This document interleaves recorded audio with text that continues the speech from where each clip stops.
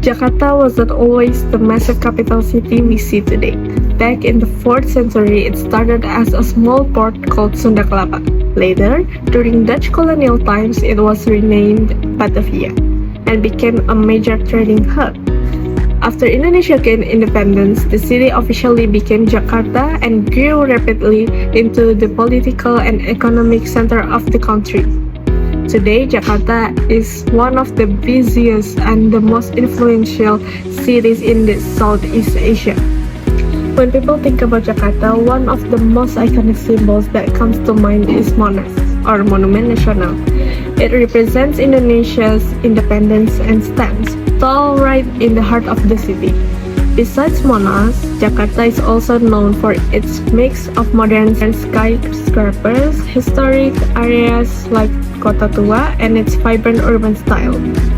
Talking about population, Jakarta has more than 10 million people, and if we include the surrounding metropolitan area like Jabodetabek, the number is way higher, which such a dense population inequality becomes an issue.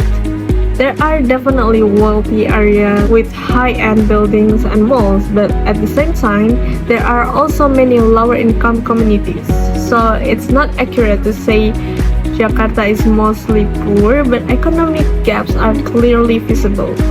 Now about the urban planning. This is where things get complicated. Jakarta's spatial planning hasn't always been well organized. Rapid urbanization happened faster than the city could manage, which led to problems like traffic congestion, flooding, and information settlements. The city layout often feels overcrowded and not evenly developed. In terms of policies, the government has quality made some improvement. For example, the development of public transportation like MRT, LRT, and Transjakarta. This is a big step forward. These policies show that Jakarta is trying to move toward a more sustainable and organized urban system. However, implementation is still inconsistent. Traffic is still a major issue. Flooding has been fully solved, and coordination between policies sometimes feel lacking. So Jakarta urban management, good or not, Hasley is somewhere in between, improving but not fully there yet. The good part is effort to modern transportation and infrastructure. The downside is that problems like constant population and folding still persist. Which means the management is fully effective. Pada fitur Jakarta could level up its urban management, starting to adopt smarter and more touch-driven solutions. One starting direction is using AI, artificial intelligence, in urban planning. For example, AI could help analyze traffic patterns in real time and automatically adjust traffic light to reduce congestion.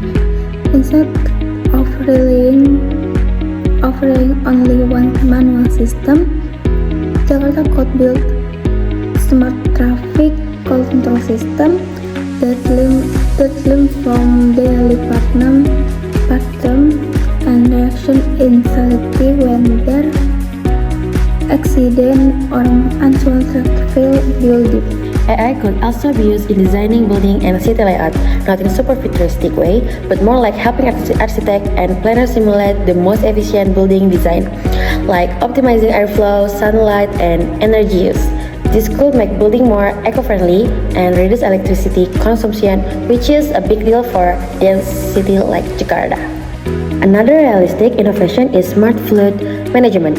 Jakarta already struggles with flooding, so combining sensor, AI, and data system could help monitor water level in rivers and drainage system in real time. The system could give early warning and even automatically control water gates to reduce flood risk. This is already being applied in some advanced cities, so it's not impossible for Jakarta. Overall, Jakarta is a city with huge potential.